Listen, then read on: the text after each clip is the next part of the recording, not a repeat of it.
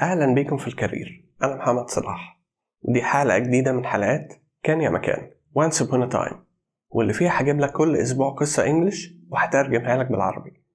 والهدف من الحلقات دي 3 حاجات، وهي اول حاجة انك هتتعلم كلمات جديدة وتسمع النطق الصح ليها. تاني حاجة انك هتقوي مهارة الاستماع عندك. تالت حاجة وهي اني عايزك تربط الانجليش بحاجة ممتعة وانت بتتعلمه، عشان كده هتلاقي القصص اللي هجيبها لك مواضيع مختلفة ما بين الخيال والجريمة، الإثارة والرومانسية، والكوميديا والدراما والغموض. تعال نشوف قصة النهاردة إيه وكان يا مكان.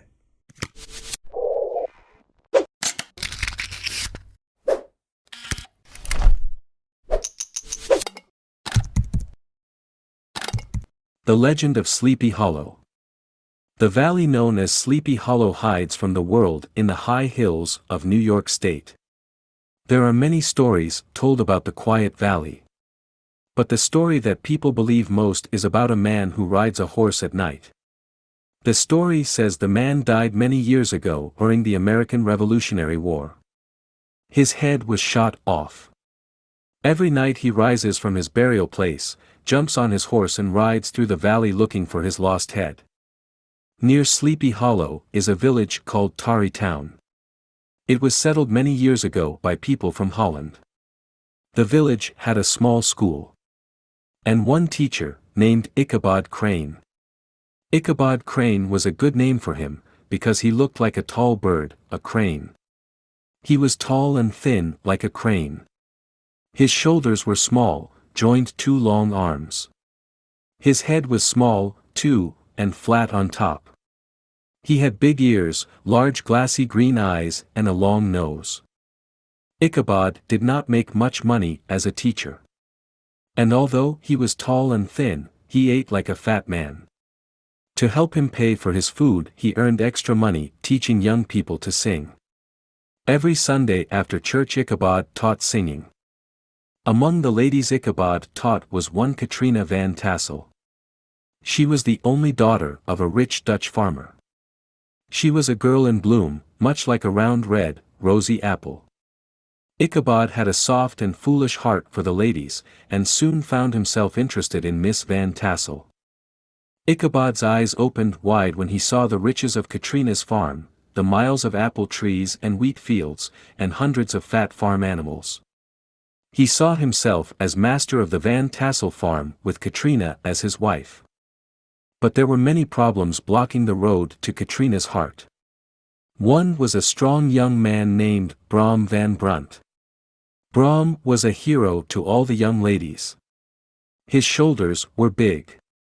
His back was wide. And his hair was short and curly. He always won the horse races in Tarrytown and earned many prizes. Brom was never seen without a horse. Sometimes late at night Brom and his friends would rush through town shouting loudly from the backs of their horses. Tired old ladies would awaken from their sleep and say, "Why, there goes Brom van Brunt leading his wild group again." Such was the enemy Ichabod had to defeat for Katrina's heart. Stronger and wiser men would not have tried. But Ichabod had a plan. He could not fight his enemy in the open. So he did it silently and secretly. He made many visits to Katrina's farm and made her think he was helping her to sing better. Time passed, and the town people thought Ichabod was winning. Brom's horse was never seen at Katrina's house on Sunday nights anymore. One day in autumn Ichabod was asked to come to a big party at the Van Tassel home. He dressed in his best clothes. A farmer loaned him an old horse for the long trip to the party. The house was filled with farmers and their wives, red-faced daughters and clean, washed sons. The tables were filled with different things to eat. Wine filled many glasses. Brom van Brunt rode to the party on his fastest horse, called Daredevil. All the young ladies smiled happily when they saw him. Soon music filled the rooms and everyone began to dance and sing. Ichabod was happy dancing with Katrina as Brom looked at them with a jealous heart. The night passed. The music stopped, and the young people sat together to tell stories about the Revolutionary War. Soon stories about Sleepy Hollow were told. The most feared story was about the rider looking for his lost head. One farmer told how he raced the headless man on a horse. The farmer ran his horse faster and faster. The horseman followed over bush and stone until they came to the end of the valley. There the headless horseman suddenly stopped. Gone were his clothes and his skin. All that was left was a man with white bones shining in the moonlight. The stories ended and time came to leave the party. Ichabod seemed very happy until he said goodnight to Katrina. Was she ending their romance? He left feeling very sad. Had Katrina been seeing Ichabod just to make Brom Van Brunt jealous so he would marry her? Well, Ichabod began his long ride home on the hills that surround Tarry Town. He had never felt so lonely in his life. He began to whistle as he came close to the tree where a man had been killed years ago by rebels. He thought he saw something white move in the tree. But no, it was only the moonlight shining and moving on the tree. Then he heard a noise. His body shook. He kicked his horse faster. The old horse tried to run, but almost fell in the river, instead. Ichabod hit the horse again.